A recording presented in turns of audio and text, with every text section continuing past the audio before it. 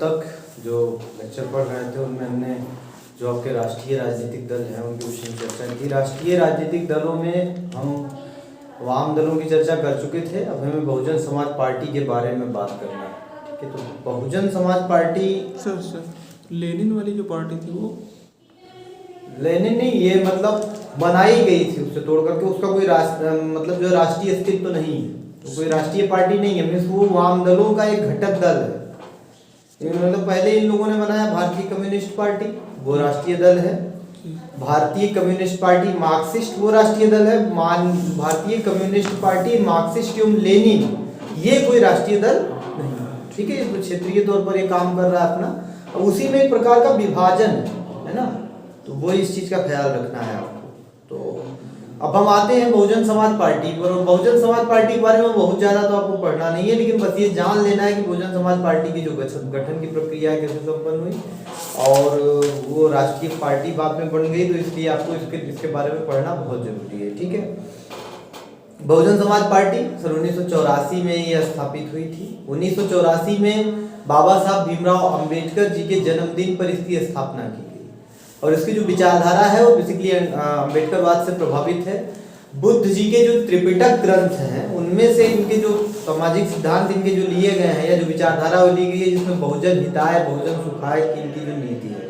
ठीक, बहुजन हिताय बहुजन सुखाय, जो बाद में उसको बदल करके सर्वजन हिताय सर्वजन सुखाय करने की कोशिश सन 2007 में इन लोगों ने की, एक सोशल इंजीनियरिंग का प्रयोग करते हुए, जिसमें मुस्लिम और दलित का गठबंधन ऑलरेडी था, उसको आगे बढ़ा करके एक्सटेंड करते हुए इन्होंने ब्राह्मणों के साथ गठबंधन बनाने की कोशिश की, जो 2007 में अपने आप में सोशल इंजीनियरिंग का फार्मूला सफल रहा और एक जबरदस्त जीत में उसको तब्दील करने में सफल हुए। बहन कुमारी मायावती कई बार, 4 बार उत्तर प्रदेश की मुख्यमंत्री इसी दल के नेतृत्व में बन चुकी हैं। तो ये अपने आप में बड़ा दल है। इसका जो मुख्यालय है वो नई दिल्ली में है, रकाबगंज रोड पर पाया जाता है। ठीक है, तो पहली कुछ चीजें आपको याद रखनी है जिनमें आपको 1984 में इसका गठन होता है और माननीय काशीराम जी के द्वारा गठन होता है, जो पहले वामसेफ आंदोलन के नेता थे और इन्होंने इसकी स्थापना की। ठीक है, वो अपने आप में पहले इन लोगों ने इसको मतलब इन्होंने ये ट्राई किया था कि इसे जो है पंजाब में पांव फैलाने में मदद मिले। आप जानते हैं कि पंजाब भारत का एक ऐसा राज्य है जहां अनुसूचित जाति और अनुसूचित जनजाति की जनसंख्या भारत के किसी अन्य राज्य की अपेक्षा में सबसे अधिक है। 35% के आसपास जो है वो दलित जनसंख्या वहां पर है, लेकिन वो पता नहीं क्यों, क्या कारण है उसका मुझे नहीं मालूम है, लेकिन वहां पे असफल रहे पूरी तरीके से। और इसके बाद वो उत्तर प्रदेश मूव कराए और उत्तर प्रदेश में बहुजन समाज पार्टी अपने पैर पसारने में कामयाब रही और इसके बाद में उसने जो है राष्ट्रीय राजनीतिक दल का दर्जा भी प्राप्त किया। धीरे धीरे इनका जो है अस्तित्व समाप्त होता जा रहा है। आज के दौर में हम ये देख रहे हैं कि 2014 के लोकसभा चुनाव में उनको एक भी लोकसभा सीट नहीं मिलती है और इसी तरीके से विधानसभा चुनाव में भी बुरी तरह पराजित होते हैं। अब की बार 2022 का जो विधानसभा चुनाव है इनके लिए तो काफी निराशाजनक है। उसका कारण ये है, इसलिए भी निराशाजनक है, कारण ये है कि इनको सिर्फ एक सीट मिली है। ठीक है, सिर्फ एक सीट मिली है विधानसभा चुनाव में। तो उत्तर प्रदेश का इतना बड़ा क्षेत्रीय दल और राष्ट्रीय राजनीति में राष्ट्रीय दल की जो स्थिति रखने वाला बहुजन समाज पार्टी, वो अगर एक सीट तक सिमट जाए और वो भी जो सीट उनको मिली हुई है, संभवतः विनोद सिंह नाम है उनका जिनको ये सीट मिली हुई है, तो वो अपने आप में अपने व्यक्तिगत वर्चस्व के कारण जीते हैं। उसमें बहुजन समाज पार्टी का बहुत योगदान नहीं माना जा रहा है।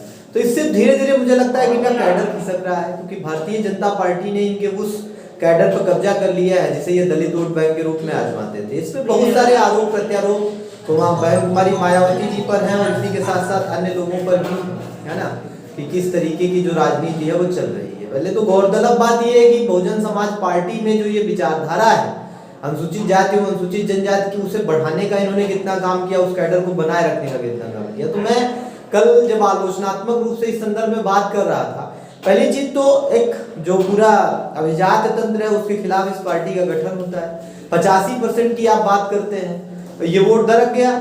सिमिलरली देख लिया आप, जो आपका जो पिछड़ा वर्ग है जिसकी आप बात कर रहे थे, उसमें 1992 में समाजवादी पार्टी का गठन होने के बाद उसका प्रतिनिधित्व एक अलग उत्तर प्रदेश में मिल गया।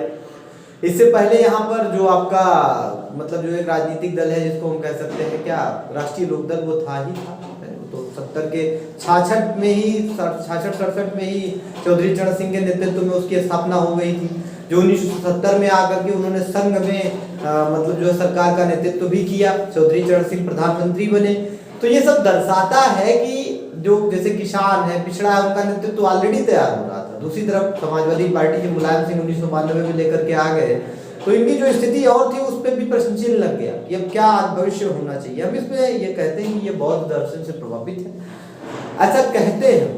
बौद्ध दर्शन से कितना प्रभावित है ये तो देखने वाली बात है, लेकिन ये उनकी विचारधारा का मूल तत्व है। ये उनकी जो नेता है वो उस चीज की वकालत करती है।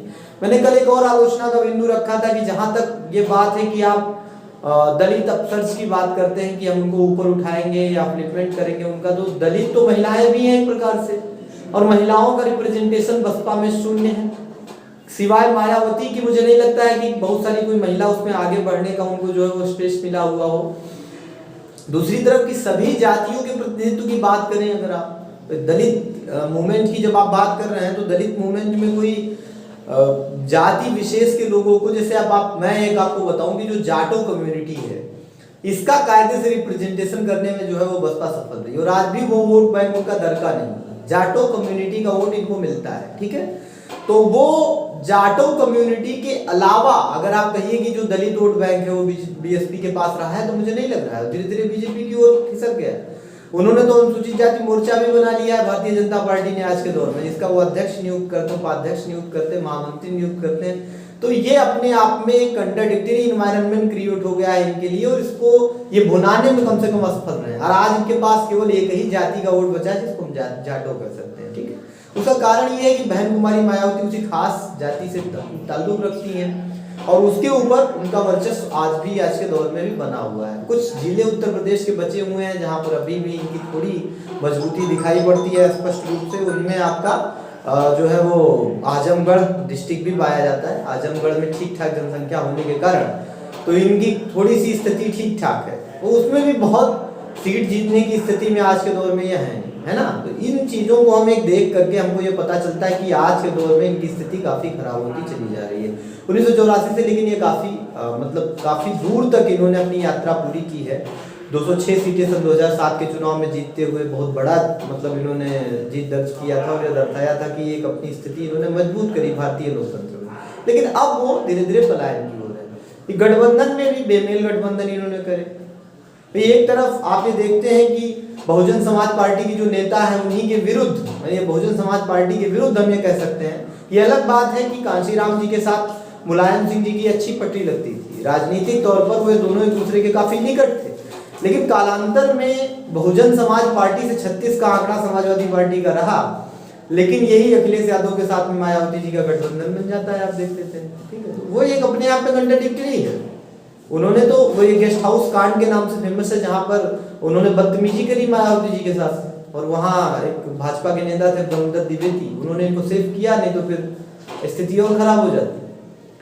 उन लोगों के साथ आप गठबंधन करती हैं, तो ये राजनीतिक तौर पर उसको बड़ा मतलब उसको साथी नाम दिया था गठबंधन को इन लोगों ने, साइकिल और दूसरी तरफ हाथी का गठबंधन, साइकिल का सा हाथी का थी मिला करके उन्होंने साथी गठबंधन का नाम दिया था। वो चुनाव के बाद टाइटा फिस हो गया। चुनाव पूर्व गठबंधन चुनाव लड़े, और उसमें मुझे लग रहा है 4-6 के आसपास लोकसभा सीटें मिली, जो है उसको समाजवादी पार्टी को अपने परिवार की सीटें बचाने में कामयाब रही। बसपा को उसमें लाभ मिल गया, उनकी 10 लोकसभा सीटें आ गई जो शून्य थी। 2014 के चुनाव में 0 थी, एक भी सीट इनको नहीं मिली थी।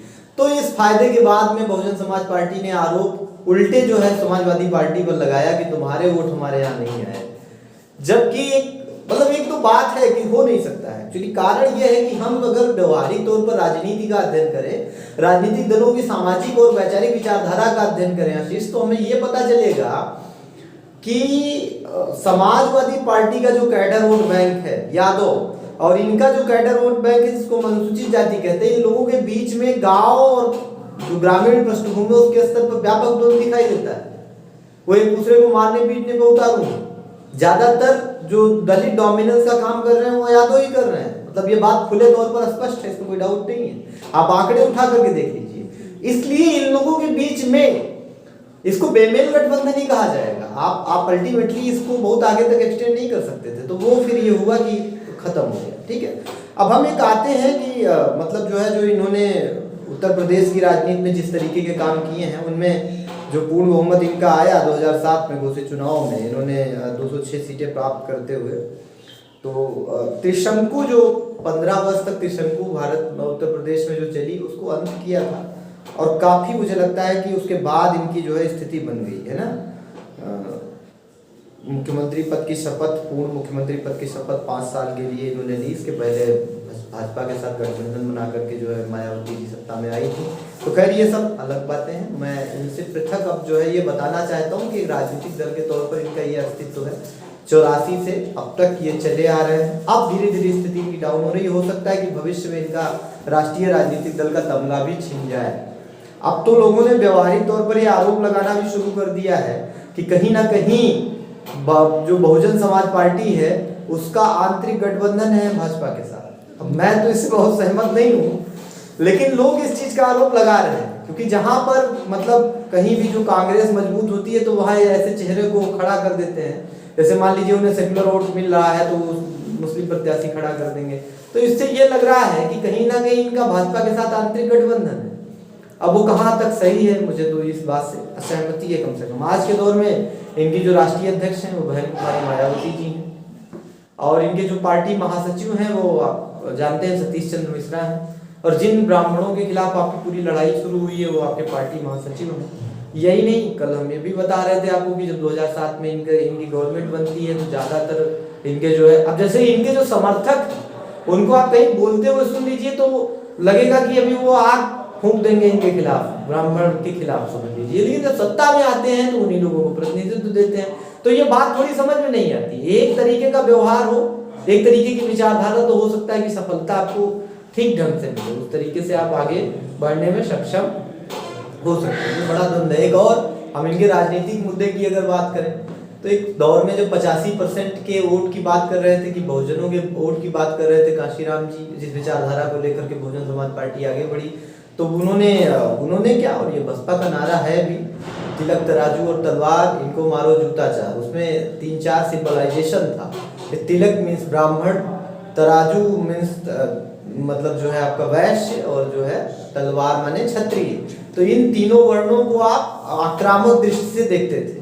अब right now you are changing your method, और इन्होंने 2007 के चुनाव में एक सरफेस पर, सैद्धांतिक रूप से उन्होंने सरफेस पर नारा देते हैं कि वो हाथी नहीं गणेश है, ब्रह्मा विष्णु महेश है। तो इनके राजनीतिक विचारधारा में एक परिवर्तन आता है कि जिसको सोशल इंजीनियरिंग हम कहते हैं, और उस वजह से सफल तो होते हैं। लेकिन अब आपके पास स्वामी प्रसाद मौर्य जैसे नेता हैं, इसमें नसीमुद्दीन सिद्दीकी जैसे नेता हैं। अब ये नेता आपको तो कहीं सफल नहीं होने देंगे, यह संभव सी बात है कि वो आपको सफल होने। कारण क्या है कि अगर ये आपको सफल होने देना चाहते तो कम से कम उस विचारधारा का प्रतिकार न करते जिसे आप लेकर के चलने की सरफेस पे कोशिश कर रहे हैं। मैंने कहा सरफेस पे ही है, गहराई में नहीं है वो। अगर गहराई में होता तो मुझे लगता है कि वो एक्सटेंड करता वो गठबंधन, जो मतलब जातिगत गठबंधन बनाने की कोशिश की या सोशल इंजीनियरिंग बनाने की कोशिश एक्सटेंड करता। लेकिन अब स्वामी प्रसाद मौर्य जैसे नेता वो कहीं कुछ भी तू तड़ाक बोल देते हैं। अभी आपने देख लिया समाजवादी पार्टी को नीचे गिराने में जो है भूमिका वो निभा सकते हैं, वो पूरी तरीके से उसको पालन करने की कोशिश कर रहे हैं। तो मुझे लगता है कि एक खराब स्थिति है, किसी भी राजनीतिक दल के लिए खराब स्थिति है। ठीक है, अब इसके बाद हम जिस ओर आ रहे हैं, मतलब अब हम ये क्षेत्रीय दलों के बारे में जानने की कोशिश करेंगे। तो क्षेत्रीय दल का मतलब क्या है, पहले आपने कल एक सवाल किया था, तो मुझे लगता है कि उस सवाल का जवाब आपको मिल जाना चाहिए कि कोई भी जो राष्ट्रीय राजनीतिक दल बनता है उसके लिए क्या मतलब योग्यता होना चाहिए। ठीक है, पार्टी को अगर जो है राष्ट्रीय पार्टी का दर्जा प्राप्त करना है तो ये कुछ फैक्चुअल चीज़ें हैं जो मैं आपको बताता हूँ कि कम से कम 3 अलग अलग राज्यों में, 3 डिफरेंट स्टेट्स में, एक ही स्टेट में नहीं, लोकसभा की 11 सीटें या 2% सीटें उसको प्राप्त हो जाए। ठीक, पहली टर्मिनोलॉजी ये है कि अगर ये कंडीशन होती है तो उसे राष्ट्रीय राजनीतिक दल का दर्जा दे दिया जाएगा। दूसरी स्थिति ये बनती है कि उसे लोकसभा या विधानसभा के किसी आम चुनाव में उस राजनीतिक दल को 4 राज्यों के कुल मतों में से 6% मत प्राप्त हो जाएं और उसने लोकसभा की 4 सीटें जीत ली। ठीक, 4 राज्यों के 6% मत प्राप्त हो जाए, विधानसभा के मान लीजिए या लोकसभा के, ठीक, और कम से कम लोकसभा की 4 सीटें वो जीत ले। ख्याल रखिए ये कंडीशन हो सकती है, या तो लोकसभा के आम चुनाव में 4 या मतलब उससे अधिक राज्यों में 4 या उससे अधिक राज्यों में 6% से अधिक वोट प्राप्त कर लें, या विधानसभा के चुनाव में और लोकसभा की कम से कम 4 सीटों पर वो विजयी प्राप्त कर ले, तो भी उन्हें राष्ट्रीय राजनीतिक दल का तमगा मिल जाएगा। एक तो पहली कंडीशन थी, ये दूसरा भी तरीका, इससे भी उन्हें राष्ट्रीय राजनीतिक दल का तमगा मिल सकता है, या किसी राजनीतिक दल को यदि 4 या अधिक राज्यों में राज्य स्तर के दल के रूप में मान्यता प्राप्त हो जाए। अब राज्य स्तर के दल के रूप में मान्यता प्राप्त होने की क्राइटेरिया क्या है, ये इंपॉर्टेंट है, उसको अभी हम बताएंगे तो आपको पता ही चल जाएगा। जैसे उसमें ये भी मतलब क्राइटेरिया रखा गया है कि 6% से अधिक आपको जो है वो मतलब वोट मिल जाए किसी एक राज्य में, है ना। एक राज्य में अगर आपको 6% से अधिक वोट मिल जाती हैं और 2 सीटें मिल जाती हैं कम से कम विधानसभा में, ठीक है, 6% से अधिक वोट मिल जाए और 2 सीटें मिल जाए, तो आप मान लीजिए कि आपको क्षेत्रीय दल का मतलब जो है वो तमगा मिल सकता है। तो अगर 4 राज्यों में आपको क्षेत्रीय दल का तमगा मिल जाए तो भी आप क्या हो जाएंगे, राष्ट्रीय राजनीतिक दल हो जाएंगे। ये अपने आप में एक क्राइटेरिया है किसी भी दल को जो है वो राष्ट्रीय राजनीतिक दल बनने का, ठीक है। हमें जानते हैं कि हमने 6 राष्ट्रीय राजनीतिक दलों के बारे में पढ़ा, जिसमें एक अभी आपका छूट गया है एनसीपी, उसको सिर्फ आपको नाम ही लिख लेना है। वो कांग्रेस से पृथक होकर के उसको जो है शरद पवार ने उसकी स्थापना की थी, जिसको हम कहते हैं मतलब जो है एनसीपी कहते हैं, नेशनल कांग्रेस पार्टी, राष्ट्रवादी कांग्रेस पार्टी, नेशनलिस्ट कांग्रेस पार्टी, राष्ट्रवादी कांग्रेस पार्टी। और उसकी स्थापना 1998 के दौर में हुई, ठीक है, 1998 में ही हुई बेसिकली। तो ये एनसीपी जिसको हम कहते हैं नेशनलिस्ट कांग्रेस पार्टी। अब आज के दौर में जब हम इस पूरी राजनीति का अध्ययन कर रहे हैं तो हमको फिर जो है वो क्षेत्रीय दलों पर आना पड़ेगा। तो क्षेत्रीय दलों की पहले स्थिति की बात करने में तो पहले ये है कि चूंकि ये है कि कोई क्षेत्रीय पार्टी किसको कैसे कहा जाएगा, तो ये तमगा देने का अधिकार हमारे यहाँ निर्वाचन मतलब आयोग है उसके पास है। और निर्वाचन आयोग किसी भी क्षेत्रीय दल को क्षेत्रीय दल का तमगा कैसे देता है, पहले ये लिख लीजिए, फिर तो कुछ प्रमुख जो क्षेत्रीय दल हैं उनके बारे में हम पढ़ने की कोशिश करते हैं। तो आपका किसी आम चुनाव में उस दल को अगर 3% सीटें मिल जाती हैं कम से कम, ठीक, मतलब हम ये देख लेते हैं कि 3% सीटें उनको मिल जाए, किसी भी क्षेत्रीय दल को क्षेत्रीय दल का दर्जा देने के लिए 3% सीटें प्राप्त हो जाए, या कुल स्थानों का 3 सीटें प्राप्त हो जाए, ठीक, सांसद वाली नहीं विधानसभा चुनाव। हाँ, अभी क्षेत्रीय दल की बात हो रही है ना, तो इस ओर की ध्यान देंगे। वो तो राष्ट्रीय दल के लिए बात हो रही थी कि राष्ट्रीय दल का तमगा आपको कैसे मिलेगा। किसी विधानसभा चुनाव में किसी राज्य के विधानसभा में कुल स्थानों का 3% सीटें या 3 सीटें प्राप्त कर लें, ठीक, तो ये एक क्राइटेरिया है। दूसरी क्राइटेरिया है कि किसी राज्य के विधानसभा चुनाव में 6% मत या 2 सीटें, हमने बताया वो अभी हम बता भी चुके, उसको हम दोहरा रहे हैं। 6% मत तथा उसी के साथ 2 सीटें अगर उनको मिल जाती है विधानसभा चुनाव में तो उनको क्षेत्रीय दल का तमगा मिल जाएगा। ये दोनों क्राइटेरिया जब फुलफिल होगा, 6% मत भी मिल जाए और 2 सीटें भी मिल जाए, ठीक। और या राज्य लोकसभा चुनाव में 6% मत प्राप्त किया हो, राज्य में जब लोकसभा चुनाव होगा तो किसी राज्य में उसने 6% मत प्राप्त किया हो और कम से कम 1 लोकसभा सीट प्राप्त कर ली हो, तो उसे हम मतलब उसे जो है निर्वाचन आयोग आपका क्षेत्रीय राजनीतिक दल का तमगा दे देता है, ठीक। अब जो भारत में जो क्षेत्रीय दल हैं, पहले उनकी हिस्ट्री हम जान लें कि उनका जो वास्तव में स्वभाव क्या है, क्षेत्रीय राजनीतिक दलों की जो प्रकृति क्या है। ये तो पहली चीज की तो व्यक्ति केंद्रित है, जिस व्यक्ति ने बनाया उसी में केंद्रित होकर के रह जा रहे हैं। हालांकि इनको तो डिसेंट्रलाइज होना चाहिए, इनको तो डिसेंट्रलाइज डेमोक्रेसी इनके अंदर होनी चाहिए, क्योंकि ये बेसिकली जो क्षेत्रीय दलों की भूमिका ही क्षेत्र स्तर पर बनी है और इसीलिए है कि जो लोकतंत्र है उसका विकेंद्रीकरण हो। लेकिन स्थिति ऐसी पाई नहीं जाती है, जहां पर भी क्षेत्रीय दल है उसमें एक व्यक्ति केंद्रित भूमिका पाई जाती है। तो आप देख लेते हैं कि 1998 में स्थापित ममता बनर्जी ने जो दल बनाया तृणमूल कांग्रेस, सिंगल लीडर सीज। 1984 में 14 अप्रैल को बसपा का गठबंधन हुआ। पहले तो वो क्षेत्रीय दल की स्थिति ही थी, आज भी उसमें लगभग स्थिति वही है, डेमोक्रेसी तो बहाल हुई नहीं है। तो मायावती जी उसकी एक सर्वेसर्वा है अपने आप में, सुप्रीमो कोई उसका बना नहीं। समाजवादी पार्टी 1992 में बनी, जब तक मुलायम सिंह जिंदा रहे तब तक वो उसके एकमात्र सर्वमान्य नेता रहे, किसी और को उभरने नहीं दिया गया उसमें। और बने भी तो उनके पुत्र बने अखिलेश यादव, किसी में और मेरिट ही नहीं है, और किसी में मेरिट ही नहीं है एक्चुअली बनने की। किसी भी आप क्षेत्रीय राजनीतिक दल की स्थिति उठा करके देख लीजिए, जैसे Arvind Kejriwal is a symbol, ठीक है, तो अपने आप में वो क्षेत्रीय राजनीतिक दल है आम आदमी पार्टी। 2012 में जिसका उभार होता है, और इस समय आज के दौर में मुझे लगता है कि सबसे बड़ा क्षेत्रीय राजनीतिक दल बनकर के उभर रहा है। तृणमूल कांग्रेस और इस समय आम आदमी पार्टी, ये दो बड़े क्षेत्रीय राजनीतिक दलों के रूप में इनका उभार हुआ है ना। तो ये बेसिकली एक व्यक्ति केंद्रित इनमें सत्ता पाई जाती है, इनकी क्षेत्रीय दल की पहचान होती है। कुछ उसमें से क्षेत्रीय दल ऐसे होते हैं जिनका अखिल भारतीय एजेंडा भी हो सकता है। अब अखिल भारतीय एजेंडे वाले जो आपके दल हैं, उनमें आम आदमी पार्टी को आप संभव रख सकते हैं, लेकिन उनकी स्थिति भी बहुत खराब है। उनकी विचारधारा में भी अखिल भारतीयता दिखाई नहीं देती है। क्यों? गुजरात में गए, सरदार पटेल का चिंतन शुरू कर दिए, लेकिन जब पंजाब में चुनाव लड़ रहे हैं तो उनके सिर्फ दो महापुरुष, एक तो भगत सिंह और दूसरे डॉक्टर अंबेडकर। तो ये एक वैचारिक चिंतन है, तो द्वंद्व पाया जा रहा है आपके चिंतन।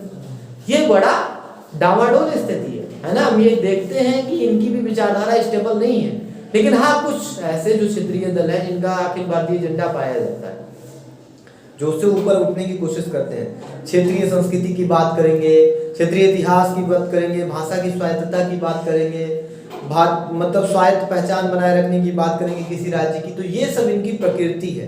क्षेत्रीय दलों में वैधता बनाए रखने के लिए विचारधाराओं का निर्माण करेंगे, ठीक है। चुनावी राजनीति को ध्यान में रखते हुए क्षेत्रीय दल गैर क्षेत्रीय मुद्दों का सम्मिश्रण भी कर लेते हैं, मतलब अखिल भारतीय मुद्दों को भी सम्मिश्रण कर लेते हैं। लेकिन धीरे धीरे क्या हो रहा है कि जैसे जैसे अब क्षेत्रीय दल को हम ये देखते हैं कि सन 1966-67 के बाद भारत में जो आपकी 60 के दशक के बाद जो उभार है वो क्षेत्रीय दलों का शुरू हुआ। नहीं तो 67 तक तो कांग्रेस का एक तरफा प्रतिनिधित्व था एक प्रकार से जो है भारतीय राजनीति में। लेकिन 67 के बाद में क्या हुआ है कि क्षेत्रीय दलों का उभार शुरू हो गया। प्रदेश की राजनीति में एक तरह से कांग्रेस का वर्चस्व समाप्त हुआ। हमने जिदो चौधरी चरण सिंह को देखा, और भी तमाम सारे जो है क्षेत्रीय दलों का उभार हुआ है, शिरोमणि अकाली दल, बहुत सारे ऐसे हैं जिनको मजबूती प्रदान हुई। और उससे क्या हुआ, जैसे पीजन क्लास जो है, या जो आपकी कृषि आधारित जो क्लास है, उसको हम कहते हैं कृषि वर्ग एक है, ये पिछड़ा वर्ग है, उनमें एक उभार देखने को मिला। और तमाम क्षेत्रीय दल जो है वो कुकुरमुत्ते की तरह उपज गए हैं। यही शब्द इस्तेमाल मुझे लगता है कि बेटर होगा। वे चुनावी राजनीति का केवल ये काम करते हैं, चुनाव सत्ता इनकी प्रकरण इनको प्राप्त करने में बहुत ज्यादा इनको राष्ट्रीय मुद्दों से मतलब होता नहीं है। अब धीरे धीरे 1989 के बाद जब भारत में गठबंधन की राजनीति बढ़ी, तो इनका चूंकि संघ में प्रतिनिधित्व भी पढ़ना शुरू हुआ क्षेत्रीय दलों का, तो इनके अंदर थोड़ी सी राष्ट्रीयता की भावना आई, ठीक है। क्षेत्रीय दलों के प्रकार क्या क्या हो सकते हैं, तो तीन मुख्य तौर पर, तीन मुख्य जो है उसमें हम इनको विभाजित कर सकते हैं, जिनमें सबसे पहला है क्षेत्रीय अस्मिता और क्षेत्रीय पहचान बनाए रखना। इसका पहला जो आपका मतलब इनको हम डिफरेंशिएट कर सकते हैं प्रकारों में। दूसरे दल ऐसे हो सकते हैं क्षेत्रीय दल जिनका आधार तो क्षेत्रीय परंतु एजेंडा जो है उनका अखिल भारतीय है, ठीक। तो उनमें हम आम आदमी पार्टी को रख सकते हैं, बहुजन समाज पार्टी को भी संभव रख ही सकते हैं। ये अखिल भारतीय एजेंडा अनुसूचित जाति अनुसूचित जनजाति को पूरे भारत के स्तर पर उठा करके उस मुकाम तक पहुंचाना जो अब पता नहीं इसमें कितना सफल हो रही है बहुजन समाज पार्टी, में नहीं जानता, लेकिन हाँ उनके दिमाग में विचारधारा शुरू से थी, इसलिए वो राष्ट्रीय पार्टी का तमगा हासिल करने में कामयाब रहे। और एक क्षेत्रीय दल ऐसे बने तीसरे प्रकार के जो सिर्फ कांग्रेस से ही अलग हुए, जिनमें आपका तृणमूल कांग्रेस हो गया, वाईएसआर कांग्रेस हो गया, केरल कांग्रेस हो गया। तो ये सब किससे बने, कांग्रेस। धीरे धीरे कांग्रेस से अलग हुए और उनका जो वो गठबंधन बनता चला गया, वो अलग अलग लोकतंत्र के नाम पर भी बने। मुझे लगता है कि क्षेत्रीय दलों ने एक प्रभावी लोकतंत्र बनाने में अहम भूमिका निभाई। लोकतंत्र का विकेंद्रीकरण किया है, महिलाओं, दलितों, पिछड़े वर्गों, क्षेत्रों, भाषा, इन सब को जो है प्रतिनिधित्व दिलाने का काम क्षेत्रीय दलों ने किया। अगर आप ये देख लीजिए कि सन 1967 से जो उनका उभार शुरू होता है, 84 तक आते हैं, थोड़ा और पुष्ट होता है, 89 में आकर के तो पूरी तरह से तब्दील ही हो जाता है। उसके बाद तो गठबंधन के अलावा भारतीय राजनीति में संघ में भी कभी एक दल की सरकार बनी ही नहीं। 2014 में आकर के आउटस्टैंडिंगली भारतीय जनता पार्टी उस तरह के प्रदर्शन करती है जो किसी भी राजनीतिक विशेषज्ञ को स्वीकार भी नहीं था कि ऐसा होने नहीं जा रहा है, लेकिन उन्होंने किया वो अलग बात है। हाँ, लेकिन ये बात गौर करने वाली है कि 1989 के बाद जो क्षेत्रीय दल है उनका प्रतिनिधित्व बेतहाशा बढ़ता है, पूरी तरीके से वो कैप्चर कर लेते हैं, है ना। वो बिना उनके आप तो संघ की सरकार नहीं बना सकते। क्षेत्रीय मतलब जो है प्रदेश की सरकारों की तो बात ही छोड़ दीजिए। प्रदेश में तो तमाम सारे राजनीतिक दलों का जो है उभार हो गया था, क्षेत्रीय दलों का उभार हो गया था। हमने कहा कि 15 साल उत्तर प्रदेश की राजनीति में बिना गठबंधन की सरकार आई ही नहीं। हमेशा मतलब त्रिशंकु विधानसभा रही, किसी को एक तरफा बहुमत मिला ही नहीं। गठबंधन करना पड़ेगा तो आप राजनीति में सरकार बनाएंगे, नहीं तो फिर वो संभव ही नहीं है। उत्तर प्रदेश में सरकार बनाने के लिए गठबंधन आपको आवश्यक है। खैर ये सब परिवर्तन भी धीरे धीरे हुआ, है ना। तो लोकतांत्रिकरण हमने कहा, महिलाएं, अनुसूचित जाति, पिछड़ी जाति, ग्रामीण की राजनीतिक सहभागिता इनके कारण तेज हुई। लोकतांत्रिक आकांक्षाओं की ये प्रमुख वाहक पार्टियों के रूप में इनको जाना जाता है। इन्होंने राष्ट्रीयता, एकता और अखंडता को पुनर्परिभाषित करने का काम किया और एक देखा गया कि अगर बहुधा धीरे धीरे इनके अंदर सेपरेटिस्ट टेंडेंसी कम हुई है। असल में क्षेत्रीय दल एक तो अलगाववादी विचारधारा को भी उन्होंने बढ़ावा दिया काफी हद तक, लेकिन अब धीरे धीरे जो क्षेत्रीय दल है उनमें अलगाववादी भावना समापन हो रहा है। जैसे भी नेशनल कॉन्फ्रेंस है जो शेख अब्दुल्ला ने जिसका गठन किया था, उसका नाम ही था मींस नेशनल कॉन्फ्रेंस नहीं, मुस्लिम कॉन्फ्रेंस फॉर जम्मू एंड कश्मीर, मुस्लिम कॉन्फ्रेंस थी, समझ लीजिए। अब तो सेपरेटिस्ट टेंडेंसी उनके अंदर शुरू से थी। तो जाति और धर्म के नाम पर आप जो है वो पार्टी बना रहे हैं। आप वही देख लीजिए, आप हैदराबाद में एक पार्टी है ऑल इंडिया इत्तेहादुल मुस्लिमीन, है ना, ऑल इंडिया AIMIM, ठीक है, ऑल इंडिया इत्तेहादुल मुस्लिमीन, जो उसके जो है असदुद्दीन ओवैसी जिसके नेता हैं हैदराबाद। बताइए, मुस्लिम के नाम पे आप पार्टी, धर्म के नाम पर पार्टी बना रहे हैं। राष्ट्रीय पार्टी कुछ कर ही नहीं तो राष्ट्रीय पार्टियां कुछ कर भी नहीं सकती इस संदर्भ में। जैसे आपको राजनीतिक दल बनाने का अधिकार है, तो उसको क्षेत्रीय दल का भी दर्जा प्राप्त नहीं है, ऐसी बात नहीं। मैं ये बता रहा हूँ कि वो है एक्चुअली।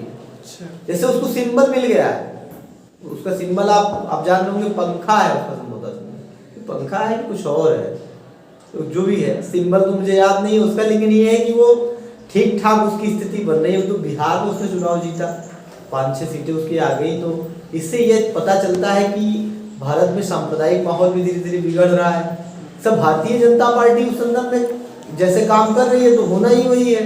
भारतीय जनता पार्टी ने एक तरफा जो है वो हिंदू वोटों को सेंट्रलाइज करने का काम किया, तो इससे मुस्लिमों में एक प्रकार की जो इनसिक्योरिटी की भावना का उभार हुआ है। और हालांकि वो कोई काम ऐसा नहीं कर रहे जिससे कोई मुस्लिमों के विरुद्ध हो, बातें ऐसी कर रहे हैं जिससे मुसलमानों को लगता है कि नहीं ये मेरे लिए तो है नहीं, तो फिर उनके अंदर एक इनसिक्योरिटी का उभार हो रहा है। और इसलिए क्षेत्रीय राजनीतिक दलों को इस समय थोड़ा सा जो सांप्रदायिक आधार पर समर्थन ज्यादा मिलना शुरू हो गया है। ठीक है, तो अब एक तरीके से आएंगे, मैं अभी आपको नोट्स भी भेजूंगा जो ये क्षेत्रीय राजनीतिक दल हैं और जो राष्ट्रीय राजनीतिक दल हैं उनकी स्थिति क्या है, कुछ जिनके नाम आपको नोट कर लेने हैं मुझे लगता है कि जो महत्वपूर्ण है। तो अभी हम जो सबसे बड़ा इस समय क्षेत्रीय राजनीतिक दल है भारतीय राजनीति का, वो है आम आदमी पार्टी, जिसकी 2 प्रदेशों में इस समय सरकार है, पंजाब पूर्ण बहुमत की, पंजाब और दिल्ली में। आम आदमी पार्टी 2012 में ये बनी, ठीक है, 2012 में दिल्ली और पंजाब में इनकी सरकार है। ठीक,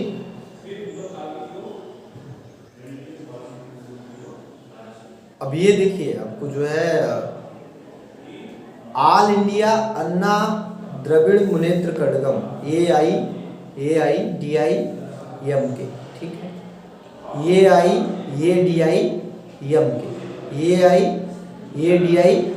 ऑल इंडिया अन्ना द्रविड़ मुनेत्र कड़गम। पहले तो द्रविड़ DM के नाम था, द्रविड़ मुनेत्र कड़गम ये भी थी, उसका बहुत ज़्यादा तो समाप्त हो गया है। AIDMK अपने आप में मजबूती में है। सन 1972 में इसका गठन हुआ था और आज के दौर में पुदुचेरी और तमिलनाडु में इनकी सरकार है, ये भी 2 राज्यों में है।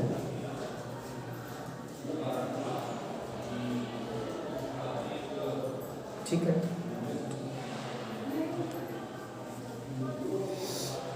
तो ये क्षेत्रीय दल का तमगा इनके पास है, 2 राज्यों में ये सफल है।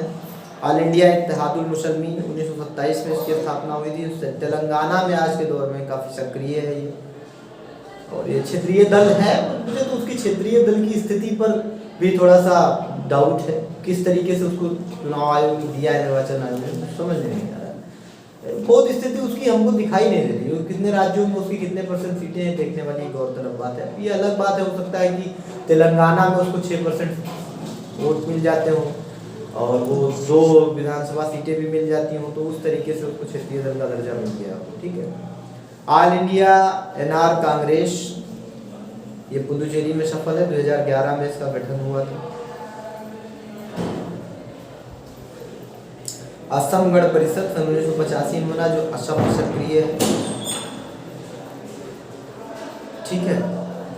सन 1966 में एक जो है शिवसेना का गठन हुआ था, बाला साहब बाल ठाकरे ने किया, जो महाराष्ट्र का बड़ा क्षेत्रीय राजनीतिक दल है, जिसमें अब के दौर में विभाजन हो गया है। और उसकी दो विभाजन के फलस्वरूप उसका जो एक तबका है जिसमें ज्यादा लोग निकल करके चले गए, उन लोगों ने मिल करके भारतीय जनता पार्टी के साथ गठबंधन कर लिया है। तो अब ये सत्ता से बाहर है। वहीं पर एक MNS है, ठीक है, महाराष्ट्र शिवसेना, जिसका गठन सन 2006 में हुआ था। एक है आपका झारखंड मुक्ति मोर्चा, जो झारखंड में सक्रिय है।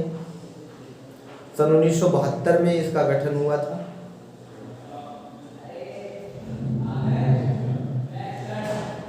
बिहार में एक है जनता दल यूनाइटेड, JDU जिसको हम कहते हैं। आप जानते हैं नीतीश कुमार इसके इस समय नेता हैं। शरद यादव की अध्यक्षता में ये शुरू हुआ था। इसमें कई नेता थे, जैसे JDU के अध्यक्ष तो सर्वकालीन अध्यक्ष वही रहे JDU के।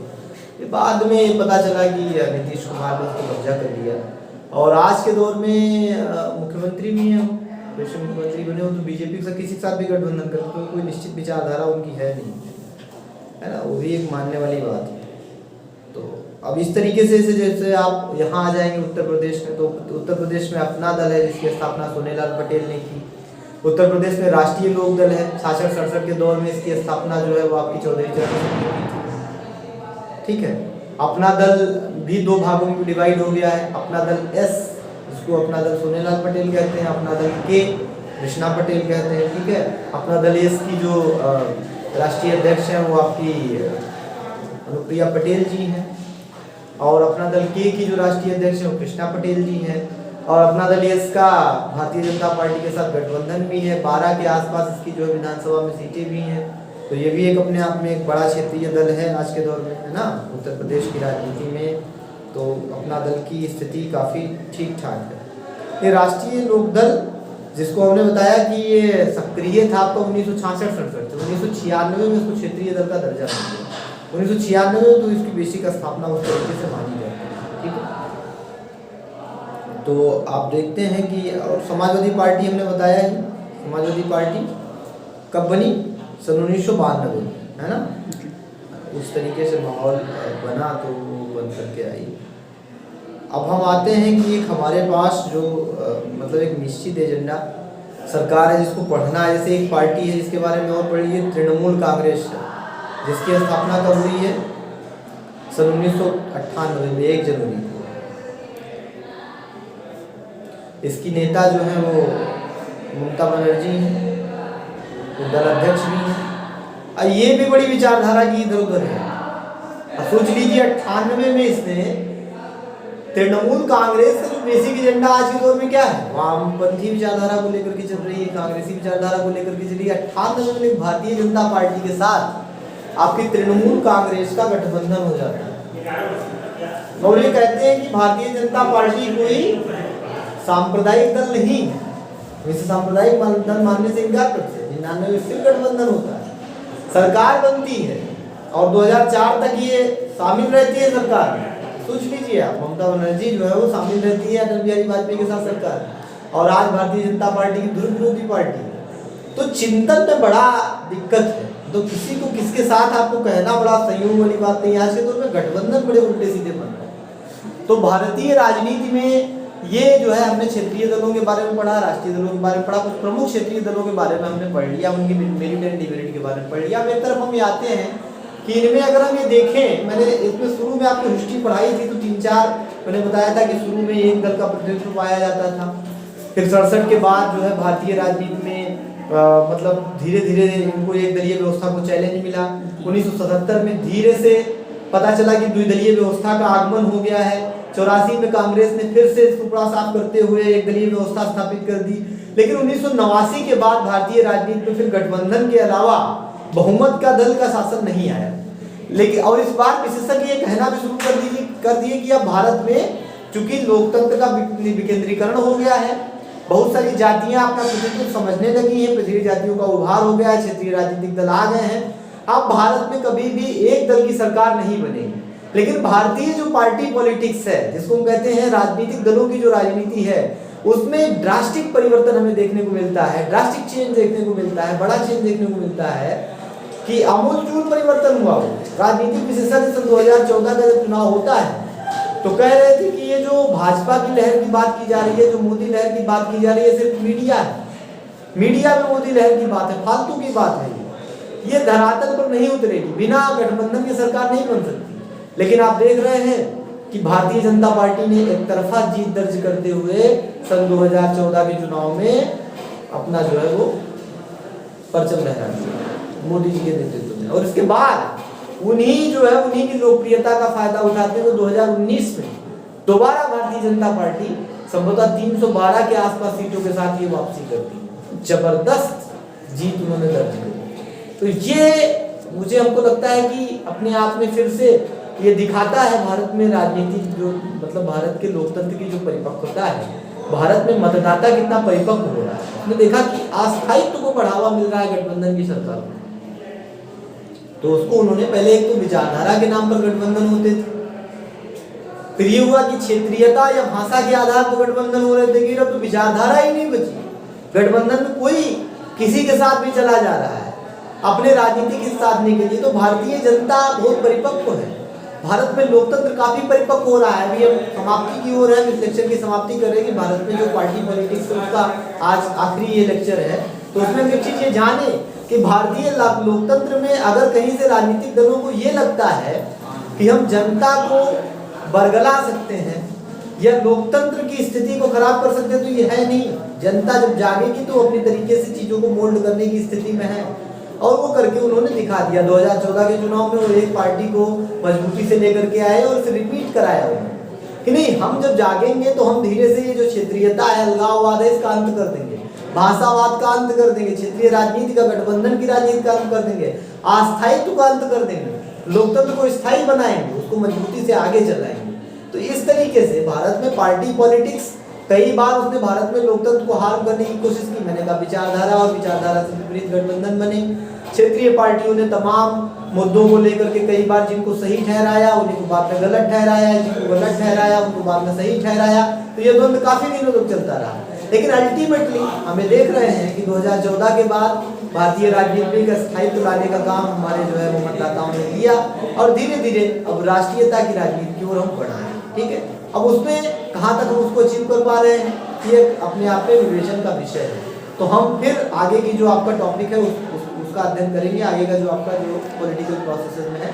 आज पार्टी पॉलिटिक्स पर हमारा जो है आज का लेक्चर